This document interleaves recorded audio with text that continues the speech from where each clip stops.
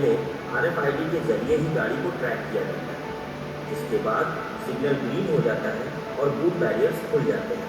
अब आवेदक को पहले टेस्ट यानी कि रिवर्स एस टेस्ट के लिए जाना होगा। इस टेस्ट में एस आकार के ट्रैक पर गाड़ी को पीछे की दिशा में एक निर्धारित समय सीमा के भीतर ही ड्राइव करना होता है।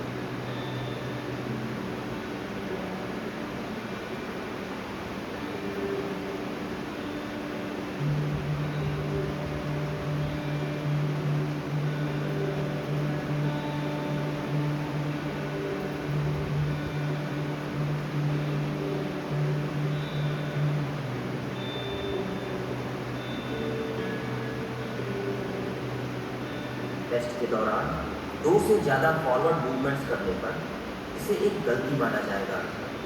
इस टेस्ट को सफलतापूर्वक पास करने पर आपको एक मैसेज बोर्ड में पास का मैसेज दिखाई देगा, जिसके बाद आपको दूसरे यानी कि ए ट्रैक टेस्ट के लिए ग्रीन सिग्नल और बूम बैरियर के खुलने का वेट करना है।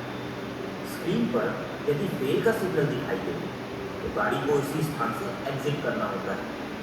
एक ट्रैक टेस्ट में गाड़ी को आगे की दिशा में एक जैसे दिखने वाले ट्रैक पर एक निर्धारित समय सीमा के भीतर ही गाड़ी को ड्राइव करना होता है।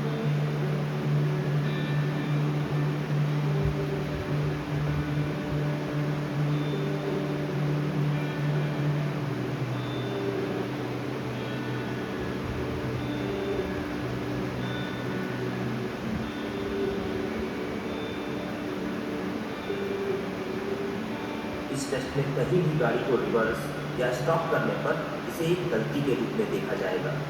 इस टेस्ट को सफलतापूर्वक पास करने पर आपको एक मैसेज बोर्ड में पास का मैसेज दिखाई देगा, जिसके बाद आपको तीसरे यानी कि ओवरटेक टेस्ट के लिए ग्रीन सिग्नल मिलने और बूम बैरियर के खुलने का वेट करना है। स्क्रीन पर यदि फेल का सिग्नल दिखाई दे तो गाड़ी को इसी स्थान से एग्जिट करना होता है। एक ट्रैक टेस्ट को पास करने के बाद ओवरटेक टेस्ट के दौरान आवेदक को बुलाट अवरोधकों को बिना छुए और बिना रिवर्स किए सही इंडिकेटर देते हुए पार करना होता है।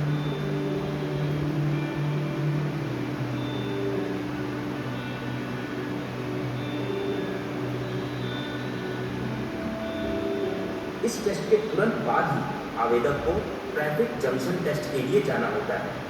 ट्रैफिक जंक्शन टेस्ट के दौरान आवेदक को ट्रैफिक सिग्नल के अनुसार ही गाड़ी को चलाना होता है और रेड सिग्नल की स्थिति में गाड़ी को पीली लाइन के पीछे ही रोकना होता है। ट्रैफिक जंक्शन टेस्ट के बाद आवेदक को ट्रैक पर आगे बढ़ते हुए रिवर्स पैरेलल पार्किंग टेस्ट के लिए जाना होता है। रिवर्स पैरेलल पार्किंग टेस्ट में लाइसेंस उम्मीदवार को गाड़ी को निर्दिष्ट स्थान पर पार्क करना होता है।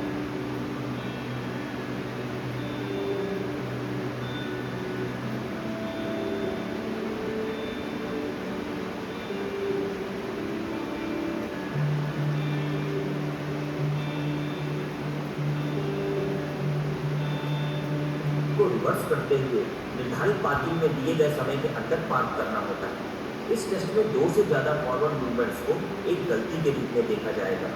इस टेस्ट को सफलतापूर्वक पास करने आपको छठे यानी कि अप ग्रेडियंट टेस्ट के लिए ग्रीन सिग्नल मिलने और बूम बैरियर के खुलने का वेट करना है। टेस्ट के बाद स्क्रीन पर यदि फेल का सिग्नल दिखाई दे तो गाड़ी को इसी स्थान से एग्जिट करना होता है। अप ग्रेडियंट टेस्ट के दौरान उम्मीदवार को बिना पीछे गए गाड़ी को ऊपर ढलान पर आगे ले जाना चाहिए। गाड़ी को निर्धारित क्षेत्र के भीतर आगे ले जाते समय पहले से दी गई एक स्टॉप रेखा पर कुछ सेकंड के लिए रोकना होता है। सफलतापूर्वक ऐसा करने पर हरा सिग्नल दिया जाएगा, जिसके बाद गाड़ी को आगे बढ़ाते हुए ट्रैक से बाहर आ जाना होता है। ढलान पर चढ़ने के दौरान यदि गाड़ी पीछे की ओर जाती है तो किसी भी प्रकार से 12 इंच से ज़्यादा पीछे गई गाड़ी को टेस्ट में पास नहीं किया जाएगा। आइए अब बात करते हैं उन 3 फॉर्मेशन शेयर टेस्ट की जो केवल 2 व्हीलर आवेदकों के लिए है। 4 व्हीलर की तरह 2 व्हीलर टेस्ट के लिए भी टेस्ट ट्रैक पर जाने के लिए आवेदक को RFID का इस्तेमाल करना होता है। इसके बाद सिग्नल ग्रीन हो जाता है और बूम बैरियर खुल जाते हैं।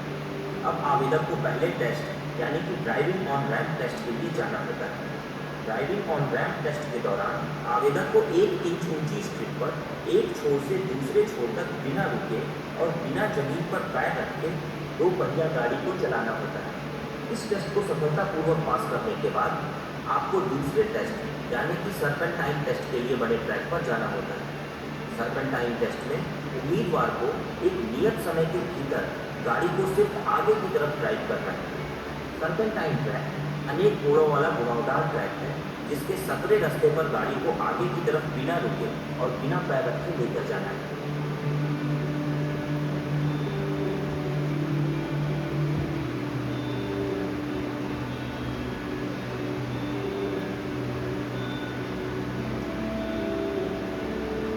इस टेस्ट को सफलतापूर्वक पास करने के बाद आवेदक को इमरजेंसी ब्रेकिंग टेस्ट के लिए जाना होता है। इमरजेंसी ब्रेकिंग टेस्ट के दौरान आवेदक को एक सीधी दिशा में चलते हुए एक निर्धारित स्टॉप लाइन के पीछे बिना गाड़ी को स्पीड किए रुकना है। इस टेस्ट में गाड़ी को एक बार से ज़्यादा रोकने पर इसे एक गलती के तौर पर देखा जाएगा। इन सभी टेस्ट के दौरान कुछ नियमों का पालन करना आवश्यक है। उम्मीदवार को एक निश्चित समय के भीतर ट्रैक में अपने परीक्षण को पूरा कर लेना चाहिए। किसी भी ट्रैक में निर्धारित समय सीमा से अधिक समय लेने पर उम्मीदवार को पूरे टेस्ट से अयोग्य घोषित कर दिया जाएगा और पूरे टेस्ट में असफल माना जाएगा।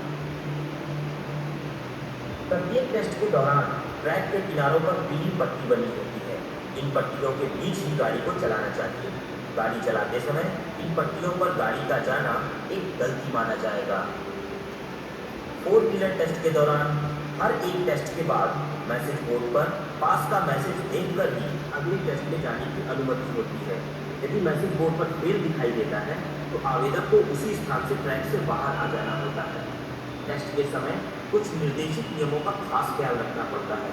नियमों की अनदेखी करने की स्थिति में उम्मीदवार को टेस्ट में फेल किया जा सकता है और फेल होने की स्थिति में लाइसेंस आवेदक को 7 दिन के बाद दोबारा टेस्ट का मौका दिया जाता है। इन तमाम जानकारियों को सुनने के बाद आपने ऑटोमेटिक ड्राइविंग टेस्ट की सभी प्रक्रियाओं को अच्छी तरह समझ लिया है। अब बात करते हैं ड्राइविंग टेस्ट रिपोर्ट की।